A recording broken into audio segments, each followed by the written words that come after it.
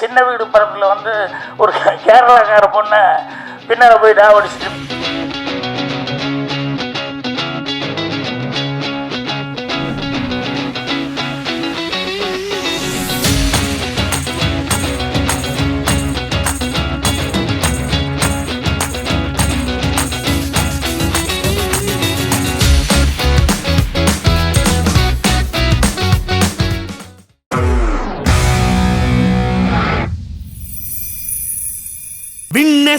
இது வின்னெஸ்ஸஸ் காங்கேயம் முத்துவின் வின்னெஸ்ஸஸ் காங்கேயம் முத்துவின் ஒரிஜினல் வின்னெஸ்ஸஸ் பிராண்ட் அரிசிகள் தரத்திலும் சுவையிலும் என்றும் நம்பவும். உங்கள் ராஜேந்திரா சேல் கோலாகல மார்ச் கிளியரன்ஸ் சேல் மார்ச் 1 முதல் 31 வரை 60% வரை தள்ளுபடி விலையில். ராஜேந்திராஸ், நேரு வீதி, பாண்டிச்சேரி. சென்னை கார்ப்பரேஷன் லிமிட்ல வீடு வாங்க எம்பி டெவலப்பர்ஸ்க்கு வாங்க பேசிக்கலாம். 7825806806. ஒரே ஒரு விஷயம், எப்படி இருந்தாலும் கான்ட்ரவர்சி வரும்னு தெரியும், வேறு வழி இல்லை. என்னென்ன இந்த மஞ்சுமெல் பாய்ஸ்ன்னு சொல்லி ஒரு படம் அவ்வளோ பிரமாதமாக அவன் ஊரில் எடுத்த ஊரில் கேரளாவில் ஓடுறதை விட இங்கே தான் பெரிய சக்ஸஸாக, இங்கே தான் பயங்கர வசூலாக வந்து ஓடிச்சு. இந்த மாதிரி நிறைய படங்கள் வந்து அந்த காலத்தில் வேறு லாங்குவேஜில் எடுப்பாங்க. சங்கராபரணம் வந்து அந்த அளவுக்கு அப்படியே தெலுங்கு கொண்டு வந்து ரிலீஸ் பண்ணாங்க, அது அந்த அளவுக்கு ஓடிச்சு. செம்மீன் அந்த காலத்தில் எடுத்த படங்கள் ஓடிச்சு. இப்படி வந்து நிறைய படங்கள் அடுத்த ஊரில் எடுக்கிறது வந்து லைக் பண்ணுறாங்க ஜனங்க. அதனால் வந்து அதில் ஏதோ ஒரு விஷயம் இருக்கிறதுனால தான் அந்தளவுக்கு போயிருக்கு. ஆனால் நம்ம ஊர் ரைட்டர் ஒருத்தர் வந்து ரொம்ப கீழே இறங்கி அதை விமர்சனம் பண்ணதுங்கிறது மனசுக்கு ரொம்ப கஷ்டமாக இருந்தது. ஏன்னா அவர் நல்ல ரைட்டு, பெரிய ரைட்டு, பேர் வாங்கினவர். அது ஏன் வந்து மனசுக்கு வருத்தமாக இருக்குது அப்படின்னு சொன்னோம்னா, அது படத்தை மட்டும் விமர்சனம் பண்ணி ஒரு வார்த்தையை விட்டுருந்தா பரவாயில்ல, வேறு மாதிரி வார்த்தைகள் விட்டார். அதாவது படத்தை பற்றி விமர்சனமோ இல்லை படத்து டைரக்டர் அதை பற்றி விமர்சனம் விட்டு பொதுவாக கேரளாக்காரங்க அதில் நடித்த நடிகர்கள் கேரளாக்காரங்க அப்படின்னு சொல்லிட்டு இந்த மாதிரி ஒரு வார்த்தை விட்டது அப்படிங்கிறது அது தமிழனுடைய நாகரிகமாக இல்லை, நம்ம பண்பாடும் கிடையாது. ஏன்னா நம்ம எல்லாத்தையும் பாராட்டி தான் சொல்லிக்கிறோம் ஒழிய யாரையும் வந்து அவ்வளோ இறங்கி விமர்சனம் பண்ணல. ஸோ ஒரு ரைட்டர் வந்து அப்படி விமர்சனம் பண்ணார் அப்படிங்கும்போது ரொம்ப கஷ்டமாக இருந்தது. என்னென்னா சினிமாவில் வந்து என்ன வேணாலும் நீங்கள் விமர்சனம் பண்ணலாம், அந்த படத்துலேயே வந்து ஏதாவது எனக்கு அது பிடிக்கல, நீ தமிழ் இப்படி காமிச்சிருக்க அப்படி காமிச்சிருக்க அப்படிங்கிறது இந்த மாதிரி வர்றதுங்கிறது தப்பு இல்லை. படத்தில் அது சரியில்லை இது சரியில்லைன்ட்டு பர்சனலாக வந்து அந்த ஊருக்காரங்களை அப்படின்னு சொல்லி அப்படி பேசுனது அப்படிங்கிறது தான் ரொம்ப ஒரு கஷ்டமான ஒரு சமாச்சாரம். நான் அந்த நேரத்தில் சொல்லலான்னு அப்புறம் வெளியூர் அங்கேயும் சுற்றினது. அப்புறம் ரெண்டாவது சூட்டோட சூடாக பேசி எரிய நெருப்பில் மறுபடி கொஞ்சம் எண்ணெய் ஊற்றுற மாதிரி வர வேண்டாம், கொஞ்சம் சூடெல்லாம் அடங்கட்டும் அப்படின்னு சொல்லிட்டு தான் விட்டேன். இது கூட இப்போ நான் பதிவு பண்ணுறது எனக்காக மட்டும் இல்லை, இன்னும் தமிழ்நாட்டில் யாருமே அதை பற்றி ஒன்றும் கண்டுக்கவே இல்லையா அப்படின்னு சொல்லிட்டு அந்த கேரளா பீப்புள் அவங்க நினைக்கக்கூடாது. அதுக்காக நான் வந்து பதிவு பண்ணுறேன். தமிழ்நாட்டில் அப்படி கிடையாது. தமிழ்நாட்டிலையும் அது மாதிரிலாம் வந்து வர்றதை வந்து கண்டிக்கிறதுக்கு ஆட்கள் இருக்கிறாங்க அப்படின்னு சொல்லிட்டு. ஏன்னா இப்போ நம்மளே படம் எடுக்கும்போது, இப்போ அந்தையல் நாட்டில் எடுக்கும்போது, பாலக்காட்டு மாதவன் எடுக்கும்போது அதை அவ்வளோ பேர் அப்ரிஷியேட் பண்ணுற மாதிரி எடுத்தேன், அது பாராட்டினாங்க. அதே நேரத்தில் வந்து சின்ன வீடு படத்தில் வந்து ஒரு கேரளாக்கார பொண்ணை பின்னால் போய் டாவடிச்சுட்டு இருப்பேன், ஓமலால் கண்டு யான் பொங்கினா இல்லை அப்படின்னு சொல்லிட்டு பின்னால் போய் டாவடிச்சுட்டு இருப்பேன், அதெல்லாம் பண்ணுவேன் அப்படிங்கிற மாதிரிலாம் பண்ணுவேன். ஸோ அதுக்கு விமர்சனங்கள் வர்றது உண்டு. மௌன கீதங்களில் வந்து ஒரு லாட்ஜில் போய் நான் தங்க போகும்போது இங்கே எல்லா ஸ்டேட்டும் உண்டு சார் அப்படின்னு சொல்லிட்டு தமிழ், தெலுங்கு, கன்னடா, மலையாளம் அப்படி இப்படின்னு சொல்லிட்டு அது ஒரு தப்பான இடத்துல போய் ஒரு தங்குறாரு அப்படிங்கிற மாதிரி சொல்லி இதுக்கு வந்து வேறு இடத்துல வரல. நான் கர்நாடகாவில் வந்துச்சு, எப்படி எங்கள் ஊரை சொல்லலாம் அப்படின்ட்டு அந்த ஊரில் மட்டும் இல்லாத மாதிரி அந்த நேரத்தில் வந்து பெரிய பிரச்சனை வந்தது. இப்படி ஒவ்வொரு ஊர்லேயும் ஒவ்வொரு அப்ஜெக்ஷன்கள் ஏதாவதெல்லாம் பிரச்சனையெல்லாம் வர்றது உண்டு. இது வந்து இவர் வந்து சொன்னதுங்கிறது வந்து அந்த பர்சனலாக அவங்கள அட்டாக் பண்ணாமல் இருந்தால் நல்லா இருந்திருக்கு. அதை அட்டாக் பண்ணதுனால நிச்சயமாக அதெல்லாம் அவங்க மைண்டில் ஏறும். ஏன்னா நிறைய பேர் டெக்னீஷியன்ஸ் இருக்கான், ஆர்டிஸ்ட் இருக்கான், எல்லாத்துக்குமே அது மைண்டில் இருக்குது. ஏன்னா நமக்கு இன்றைக்கி தமிழ்நாட்டில் இருக்கிறவங்க வந்து எல்லா இடத்துலையும் தெலுங்கில் நம்ம டெக்னீஷியனுக்கு இருக்கிற மரியாதை அதுக்கு தெரியும். அதே மாதிரி பாம்பேயில் இருக்கிறவங்க வந்து நம்ம தமிழ் ஆளுங்க அப்படின்னா டெக்னீஷியன்ஸ்னு எவ்வளோ மரியாதை கொடுக்குறாங்க அப்படிங்கிறது தெரியும். அந்த மாதிரி எல்லாரையும் வந்து நம்ம இங்கே இருக்கிற போன ஆளுகளையும் மரியாதை கொடுக்குறாங்க. இப்போ உதயகுமார் மற்றவங்கலாம் பேசின மாதிரி சலீம் கோஸ்னா அவர் யார் என்னவா இருந்தாலும் டேலண்ட் இருந்ததுன்னா சொல்லி மரியாதை கொடுக்குறாங்க. அந்த மாதிரி வந்து மரியாதை கொடுக்குறாங்க. அதே மாதிரி கேரளா பீப்புளில் வந்து அவங்க ஊரில் பெரிய டைரக்டராக இருந்தால் கூட தமிழில் ஒரு படம் பண்ணுறது மிகப்பெரிய கௌரவமாக நினச்சி ஒவ்வொரு டைரக்டரும் ட்ரை பண்ணுறாங்க இங்கே. ஸோ நம்ம ஆளுகளும் அவங்களுக்கு வாய்ப்பு கொடுத்துட்ருக்காங்க. தமிழ்லேயே அதே மாதிரி நிறைய படம் பெரிய ஹீரோஸ் வச்சு விஜய் முதல் கொண்டு எல்லா பெரிய ஹீரோஸ் எல்லாம் வச்சு சக்ஸஸ் பண்ணிகிட்ருக்காங்க. ஸோ அதனால் எல்லா டெக்னீஷியனுங்களும் வந்து நல்ல டெக்னீஷியன் எங்கே இருந்தாலும் எல்லாருமே எல்லாம் அப்ரிஷியேட் பண்ணி பண்ணுவாங்க. அதனால் இந்த விமர்சனம்ங்கிறது வந்து எனக்கு ஒரு வருத்தமாக இருந்தது. அதனால் வந்து தமிழ்நாடு சார்பில் யாரும் பேசலையே பிடிக்கலையேன்னு சொல்லிட்டு அவங்க நினைக்கக்கூடாது அப்படிங்கிறதுக்காக தான் இந்த பதிவு பண்ணேன். நாளையிலேருந்து கொஞ்சம் நிறையா இதை பற்றி கூறணும்னு நினைக்கிறேன். கொஞ்ச நாளாக பத்திரிக்கை மேட்ரு இல்லாமல் இருந்தது, அதாவது என்னை பற்றி இல்லாமல் இருந்து இப்போ இந்த மேட்ரு வந்துருச்சு. அதனால் எழுத்தாளர் சங்க தலைவர்னு சொன்னோம்னா அதுக்கு 4 பேர் என் ஊர்லேயே சண்டைக்கு வந்துடுவான்.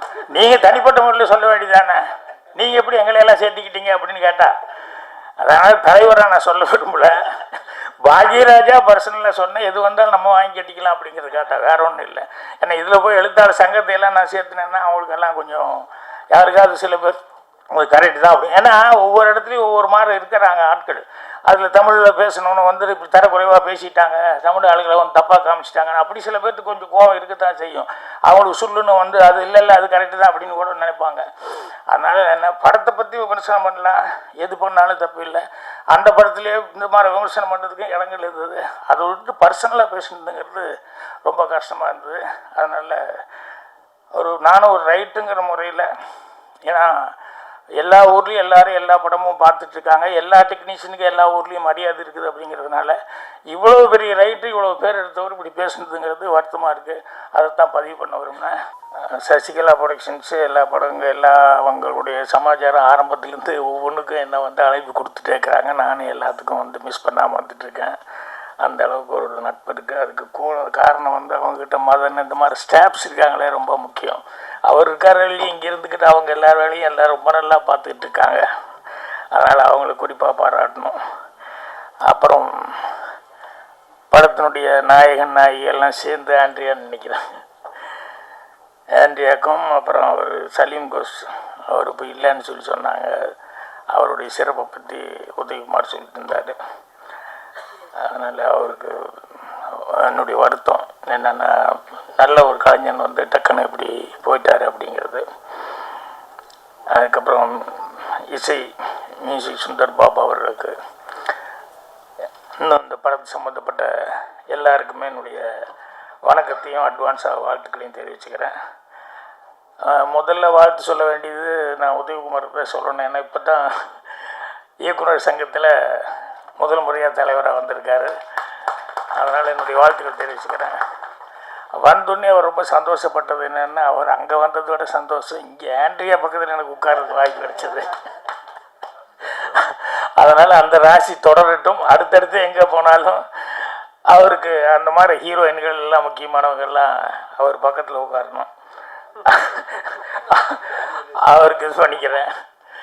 அதே மாதிரி டைரக்டர் பேசுனது எனக்கு ரொம்ப பிடிச்சது. நாஞ்சில் அவர்கள் அவர் பேசுனது 2 விஷயம். ஒன்று வந்து அந்த சலீம் கோஸை பற்றி சொன்னார். நம்ம எப்பவுமே வேறு மாதிரி இமேஜின் பண்ணோம் இல்லையா, அவர் ஷார்ட் முடிஞ்சோடனே உடனே வந்து கட்டி பிடிச்சி ஒரு முத்தம் கொடுத்தா தான் ரொம்ப பிடிக்கும் அப்படின்னு சொல்லி சொன்னார். நான் ஆண்ட்ரியாவை நினச்சி பார்த்துக்கிட்டேன். ஆண்ட்ரியா அப்படி சொல்லியிருந்தா எப்படி இருந்திருக்கும்? இல்லை, சொல்லும்போது நம்ம நினச்சி பார்ப்போம் இல்லையா, அந்த மாதிரி நினச்சிக்கிட்டேன். அப்புறம் படத்தில் வந்து உண்மையிலேயே அவர் சொன்னது வந்து ஆண்ட்ரியா எந்த அளவுக்கு அதில் ஸ்ட்ரெயின் பண்ணியிருக்காங்க, எவ்வளோ அக்கறையோடு இதில் நடிச்சிருக்காங்க, எவ்வளோ ஈடுபாடு இருந்திருக்கு அப்படிங்கிறத வந்து அவர் சொல்லும்போது புரிஞ்சுட்டேன். அதுக்கு முன்னாடியே வந்து எனக்கு மற்றவங்ககிட்டலாம் பேசும்போது கூட ஜான் மேக்ஸு அவங்க ஆண்டனி தாஸ் இவங்க அந்த டீம்கிட்ட பேசும்போதெல்லாம் கூட அவங்க அவ்வளோ ஈடுபாடோடு நடித்தாங்க அப்படின்னு சொல்லி கேட்டேன். கேள்விப்பட்டோடனே அது ரொம்ப சந்தோஷமாக இருந்தது. பொதுவாகவே எல்லா படத்துலையும் ஈடுபாடோடு எல்லாருமே நடிக்கிறவங்க தான்.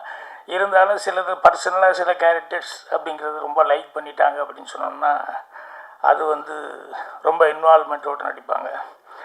அடுத்து டைரக்டர் சொன்னதில் நிறையா சினிமாவை பற்றி புதுசாக இருந்தது எனக்கு. அவர் சொன்னதில் நிறைய விஷயங்கள் என்னென்னா, சினிமாங்கிறது ஒவ்வொருத்தரும் ஒவ்வொரு மாதிரி சொல்லியிருக்காரு. அவர் கொஞ்சம் யாரோ ரெஃபரன்ஸ் எல்லாம் கொடுத்துட்டு இது அனுபவம் அப்படின்னு சொன்னார். பொதுவாக படம் ட்ரெய்லர் அதெல்லாம் பார்த்தா தான் படத்தை உடனே பார்க்கணும் அப்படின்னு சொல்லி தோணுது. இதில் ஆக்ஷன் அப்படின்னு சொல்லி நடித்ததெல்லாம் பார்த்துட்டு கண்டிப்பாக பார்க்கணுன்னு. அதை விட அவர் டைரக்டர் பேசினதை வச்சு இவ்வளோ ஏதோ சொல்கிறாரே ஒரு வித்தியாசமாக இருக்க, அதனால் அவசியம் படம் என்ன இருக்குன்னு பார்க்கணும் அப்படிங்கிற மாதிரி ஒரு ஆர்வத்தை கொடுத்தது. வந்தோடனே யாருக்கிட்ட என்ன இதுன்னெல்லாம் கேட்டுக்கிட்டு இருந்தேன். அவருடைய எக்ஸ்ப்ளனேஷனுங்கிறது கொஞ்சம் வித்தியாசமான முறையில் இருந்தது. இந்த படங்கள், இந்த மாதிரி படங்கள், காமார படங்கள் எல்லாம் அந்த காலத்தில் நான் ரொம்ப விஜயலலிதா நடித்து revolver, Rita, Kanchana, confide Kanchana, அந்த மாதிரி டப்பிங் படங்கள் தெலுங்கில் எடுத்து அது பூரா வரும். அதெல்லாம் மிஸ் பண்ணாமல் நான் பார்த்துருவேன். எப்பவுமே இந்த டப்பிங் படங்கள் தெலுங்குலேருந்து வர்றது ஃபைட் படம்னா எனக்கு ரொம்ப பிடிக்கும். அதனால் மிஸ் பண்ணாமல் காந்தாராவ் படங்கள் இதெல்லாம் நான் பார்த்துக்கிட்டே இருப்பேன். அந்த மாதிரி அவங்க விஜயலலிதா நடித்தாங்க. அதுக்கப்புறமா விஜயலலிதாவுக்கு அப்புறம் அப்புறம் ஆக்ஷன் படங்கள் விஜய் சாந்தி கொஞ்சம் வேறு மாதிரி சோசியல் டைப்பில் விஜய் சாந்தி நடித்தாங்க. ஸோ விஜயலலிதா அது பூரா கவ்பாய் படங்கள் அந்த ஜாதியில் இருக்கும். விஜய் சாந்தி ஃபேமிலி ஓரியன்டாக செஞ்சாங்க. ஸோ எல்லாமே ரெண்டுமே லைக் பண்ணுற அளவுக்கு தான் இருந்தது.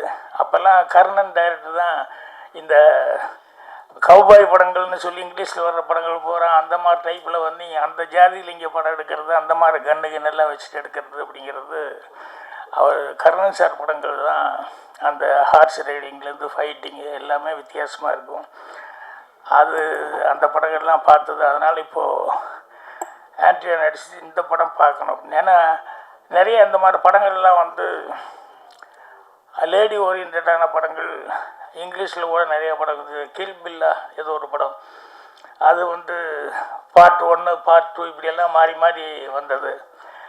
இனி ஒரு படம் வில்லியா ஒரு பொம்பளை நடிச்சிருப்பா. அவர் ஹீரோ நல்ல பாடி பில்டர், அவர் பேர் நம்ம மறந்து போச்சு எனக்கு. அவர் ஒரு படத்தில் ஹீரோ. அந்த படத்தில் அவர் மேலே எங்கே போனாலும் ஒரு மாடல் நடக்கும். அந்த மாடல் அவர் மேலே அந்த சார்ஜ் மாடல் சார்ஜ். ஸோ அவர் அதில் போலீஸ்கிட்டேருந்து தப்பிச்சு ஓடிட்டுருப்பார். அப்படி இங்கே வாங்க அங்கே வாங்க, உங்களுக்கு எதுக்காக என்னங்கிறதுல விளக்கம் சொல்கிறான்னு சொல்லிட்டு ஒரு ஸ்பாட்டுக்கு போய் நிற்பார். போய் நிற்கிற இடத்துல பூரா பார்த்தீங்கன்னு சொன்னோம்னா மறுபடியும் மாடல் நடக்கும், மறுபடியும் மாட்டிக்குவார். கடைசியில் கிளைமேக்ஸில் இது எல்லாத்துக்கும் காரணம் இத்தனை மாடல்லாம் பண்ணதுன்னு சொல்லிட்டு அங்கே தான் ஒரு லேடி கொண்டு வருவாங்க. என்னென்னா அவங்க அதுக்கு முன்னால் நிறைய ஆக்ஷன் எல்லாம் அப்போ லேடினே தெரியாது. சில இடங்கள் தப்பிச்சு போகிற இடங்கள்லாம் அவ்வளோ நல்லா அந்த ஆக்ஷன் சீக்வன்ஸ் எல்லாம் இருந்தது. அதுக்கப்புறம் கிளைமேக்ஸில் அந்த லாஸ்ட்டு ஃபைட் சீக்வன்ஸ் வரும்போது அப்போ தான் ஓப்பனாக லேடின்னு காமிப்பாங்க. அவங்களுக்கு எல்லா ஸ்கில்லும் இருக்குது, ஏன்னா ஆர்மியில் வேலை பார்த்தவங்க அப்படின்னு சொல்லிட்டு. அந்த கிளைமேக்ஸ் ஃபைட்டெல்லாம் கூட ரொம்ப ஒரு ஓப்பன் டெரஸ், ரொம்ப பெரிய ஹைட்டான ஒரு பில்டிங்கில் மேலே நடக்கும். ஸோ அப்போ அந்த பொண்ணு எந்த அளவுக்கு, ஸோ இங்கிலீஷில் சில பேர்த்து நம்பி லேடிஸ் போடும்போது உண்மையிலேயே அவங்க அந்த அளவுக்கு அந்த ஆக்ஷன் பண்ணுற அளவுக்கு பாடியை வச்சுக்கிட்டு அந்த டேலண்ட்டோடு அவங்க பண்ணியிருப்பாங்க. ஸோ அந்த மாதிரி அந்த பொண்ணு அந்த படத்தில் நடிக்கும்போது கூட ரொம்ப நல்லா பர்ஃபார்மன்ஸ் பண்ணியிருந்தது. அதில் கடைசியில் ஹீரோ அவனுக்கு ஒரு இது வேறு ஏரோ வேறு அந்த பொண்ணு விட்டதில் அதுலேயும் வேறு ரொம்ப இதாகிடுவான். அதோடு மீறி ஃபைட் பண்ணிட்டுருக்கும்போது அவன் எப்படியோ டாட்ஜ் பண்ணி அந்த பொண்ணு இவனை தள்ள வரும்போது இவன் அந்த பொண்ணை தூக்கி விட்டா அவ்வளோ பெரிய பில்டிங்கிலேருந்து ஒரு ராடு நீட்டிகிட்ருக்கான், அதை பிடிச்சி அப்படியே தொங்கிட்டு இருப்பான். ஸோ கீழே அவ்வளோ டெப்த்து. இப்போ அவன் தொங்கிட்டு இருக்கும்போது இவன் கஷ்டப்பட்டு எந்திரிச்சு மெல்ல பக்கத்து பார்ப்பான். அவளுக்கு தெரியும் இனிமேல் இதுக்கு மேலே நம்ம தப்பிக்கிறதுக்கு சான்ஸே இல்லை. ஏன்னா ஒரு 15-20 மாடிக்கு மேலே இருக்கும். இவ்வளோ டெப்த்தில் நம்ம உழுக போகிறோம், சாக போகிறோம் அப்படின்னு சொல்லும்போது அப்போ மெல்ல சொல்லுவாள், இந்த மாதிரி இனி நம்ம தப்பிக்க முடியாதுங்க சொல்லும்போது ப்ளீஸ் ஹெல்ப் மீ அப்படிங்கிற மாதிரி சொல்லுவாள். அப்போ அந்த ஹீரோ சொல்லுவான் என்னென்னா, இத்தனை பேர்த்து நீ கொலை பண்ண லைனா, அதுவும் உயிர் தானே, அப்போல்லாம் உனக்கு ஃபீலிங்கே எதுவுமே கிடையாதா? இத்தனை பேர்த்து கொண்டுட்டு இப்போ உன் உயிருங்கும் போது மட்டும் ஹெல்ப் மீன்னு சொல்லி கேட்குறியா அப்படிமா. அப்புறம் அவளுக்கு தெரியும் இனிமேல் ஹெல்ப் பண்ண போகிறதில்ல, அதனால தான் அட்வைஸ் பண்ணுறா அப்படின்னு சொல்லிட்டு கோவத்தில் வந்து கோ டு ஹெல் அப்படின்னு கத்துவா. உடனே எஸ் லேடிஸ் ஃபஸ்ட் அப்படின்னு சொல்லி காலில் அந்த அவள் கையை தட்டி விடுவான். ஸோ சாதாரணமாக லேடிஸ் ஃபஸ்ட்டுங்கிறது வந்து நம்ம எங்கேயோ எதோ கேள்விப்பட்டிருக்கோம்.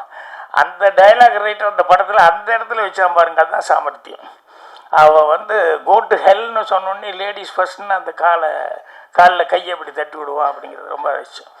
அந்த மாதிரி நிறையா படங்கள் வந்து லேடி ஓரியன்ட் படங்கள் வந்து அந்த காலத்தில் வந்தது. இப்போ இந்த படம் பண்ணியிருக்காங்க. ஸோ ஆண்டி அவங்க டைரக்டரும் வித்தியாசமாக இதை பற்றி சொன்னார். நான் வரும்போதே மனைவி வந்து அவர் ரொம்ப அப்ரிசியேட் பண்ணி சொன்னார். என்ன ஒரு பாட்டு பார்த்தார் போலுக்கு. நான் வேறு ட்ரெய்லர்லாம் பார்த்தேன். இந்த அனிமல்ஸ் எல்லாம் வச்சு ஒரு பாட்டு இங்கே ப்ரொஜெக்ஷன் பார்த்தார் போலுக்கு. அதை பற்றி சார் அவ்வளவு நல்லா இருந்தது. நான் இது வரைக்கும் நான் பார்த்தேன், இவ்வளவு நல்லா நான் பார்க்கல அந்த அனிமல்ஸை வச்சு அப்படிங்கிற மாதிரி. நான் எங்கடா மிஸ் பண்ணிட்டேன், நான் ட்ரெய்லர் பார்த்தேன் மற்றதெல்லாம் பார்த்தேன், அது இங்கே மிஸ் பண்ணிட்டேன் அப்படின்னு சொல்லிட்டு ஃபீலிங். அந்த அளவுக்கு இந்த காட்டுக்குள்ளே அப்படின்னு சொல்லும்போது அந்த நேச்சராக இருக்கக்கூடிய விஷயங்கள் நிறைய நல்லா இருக்கும். அதனால் ஆக்ஷன் அது பிரியர்களுக்கு படமாக பிடிக்கும். ஆன்டியாக வேறு லேடி ஓரியன்ட் அப்படிங்கிறதுனால கண்டிப்பாக எல்லாருக்கிட்டையுமே ஒரு எதிர்பார்ப்பு இருக்குது. அந்த எதிர்பார்ப்பு அளவுக்கு படம் சக்ஸஸ்ஃபுல் ஆகும் அப்படின்னு சொல்லிட்டு இப்போ அட்வான்ஸாக வாழ்த்துக்கள் தெரிவிச்சுக்கிறேன். வின்னெஸ்எஸ் இது வின்னெஸ்எஸ் காங்கேயம் முத்துவின் வின்னெஸ்எஸ். காங்கேயம் முத்துவின் ஒரிஜினல் வின்னெசஸ் பிராண்ட் அரிசிகள் தரத்திலும் சுவையிலும் என்றும் நம்பவும். உங்கள் ராஜேந்திரா சேல் கோலாகல மார்ச் கிளியரன்ஸ் சேல் மார்ச் 1 முதல் 31 வரை 60% வரை தள்ளுபடி விலையில். ராஜேந்திராஸ், நேரு வீதி, பாண்டிச்சேரி. சென்னை கார்ப்பரேஷன் லிமிட்ல வீடு வாங்க MP டெவலப்பர்ஸ்க்கு வாங்க. பேசிக்கலாம் 7825 806 806.